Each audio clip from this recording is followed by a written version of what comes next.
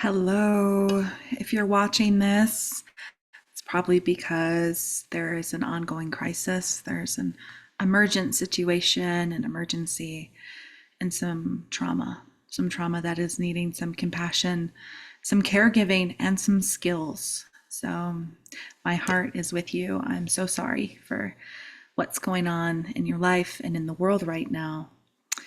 My name is Eliza. I am a death doula, a grief doula, and I'm also a somatic experiencing practitioner. I have been within different realms of trauma care for about 15 years now. And I wanted to share a simple, easeful, easy breezy way to be present in crisis, to be present with grief, to be present with death. And none of this is easy breezy. And so sometimes when the energy, when the situations, when this big experience is coming to light, it's coming into our daily living, it's affecting our loved ones and our community in a big way, it can feel overwhelming. We can turn towards it and just not even know where to begin, how to start to integrate. And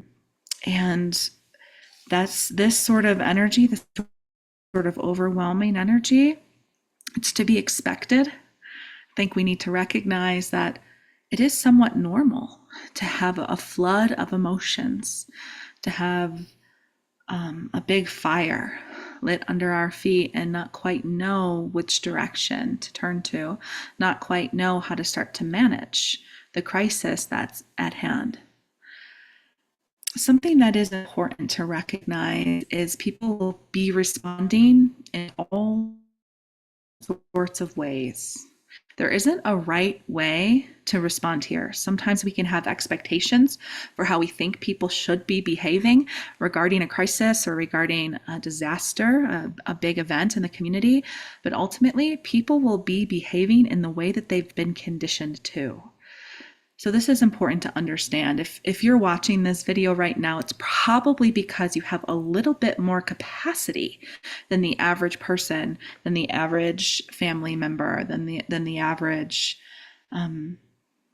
citizen in your community. You have a little bit more capacity to turn towards the event, to turn towards the crisis and know how to manage it.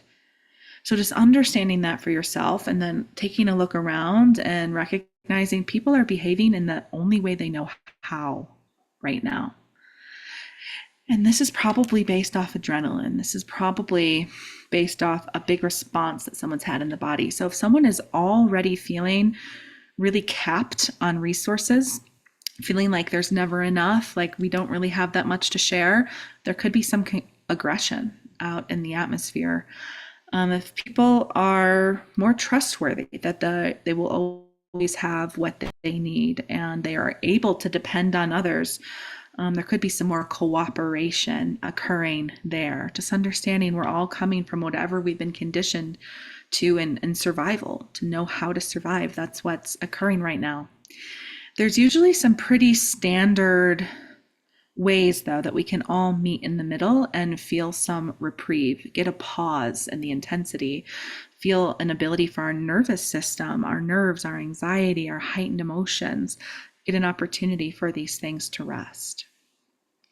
So let's say we're at some sort of emergency tent, or we're at some sort of gathering space, we're at some sort of community service offering, or we're showing up ourselves as someone in service, someone in a support role, and we're meeting people that are still managing the crisis. The crisis is pretty imminent. It's big eyes right now.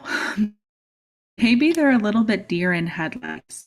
Okay, that's normal. Just noticing that and understanding it's going to be pretty highly observant. They're kind of ready for anything to happen in any moment. And so it's appropriate to move slow, a little bit slower around these individuals, you know?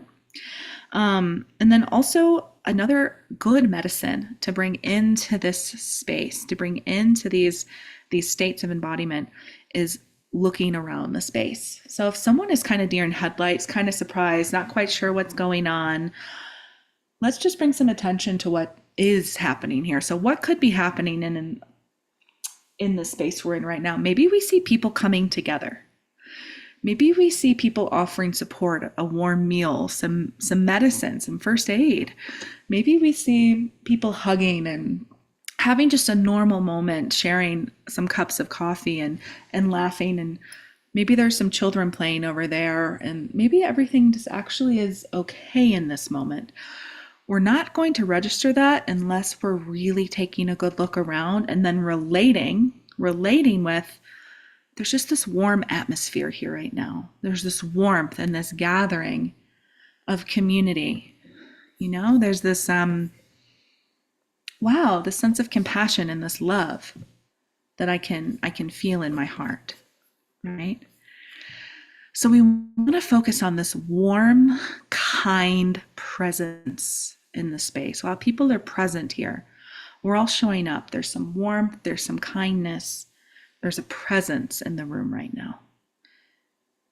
Wow. And we want to slow down enough to maybe even feel that. If you're relating with someone that's in a crisis mode, that's in some emergent trauma, maybe you putting your hand on your heart over onto your chest, maybe you bringing some presence and some touch to your own body could offer them a window, an example, an opportunity to just co-regulate and feel what it's like to have a hand right here.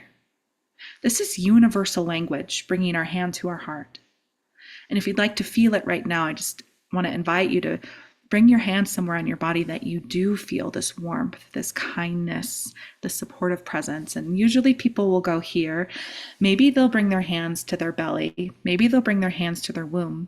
And while it might not be like the perfect situation to ask somebody to feel their body or ask somebody to just bring some awareness to their body, you doing it yourself will bring enough support to maybe they'll mirror you.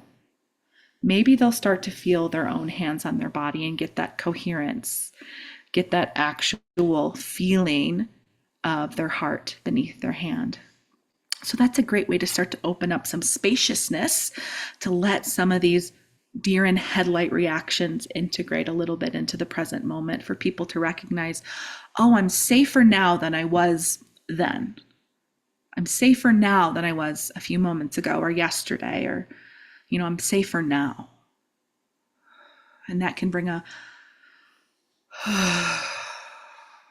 maybe a breath that's kind of been on the tip of their tongue for a while. Mm-hmm.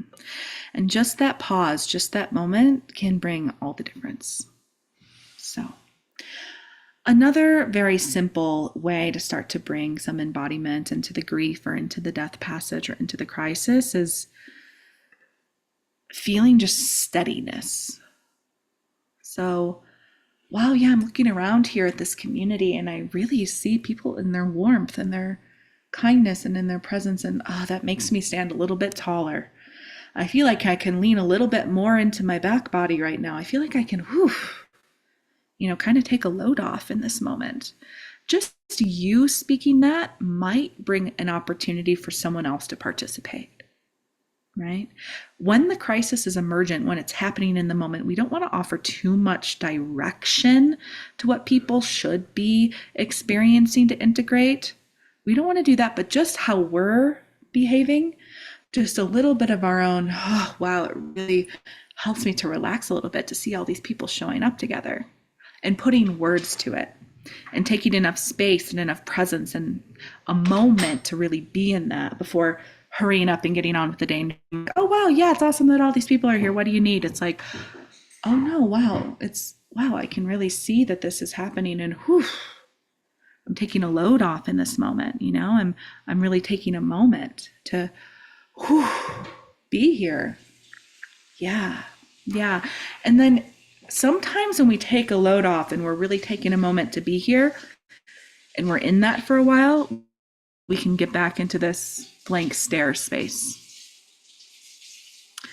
And if you notice that people are going into that blank stare space, they're already at their edge, okay? So it could be time to just bring some movement back in. And going to the edge where we're kind of in this blank stare space, not really sure what's going on, and then bringing some movement back in, we're kind of going back here, bringing some movement back in so we don't get stuck again, right, in this. And that's not up to them to facilitate for themselves at this point necessarily, but just our own example of that can help to bring some fluidity. All right, I hope that it's helpful and supportive. I am sending all the love to wherever you are in the world right now, and please know you're not alone. What you're experiencing, anybody who's with you and understanding the depth of this human experience is, whew, and for the books, it's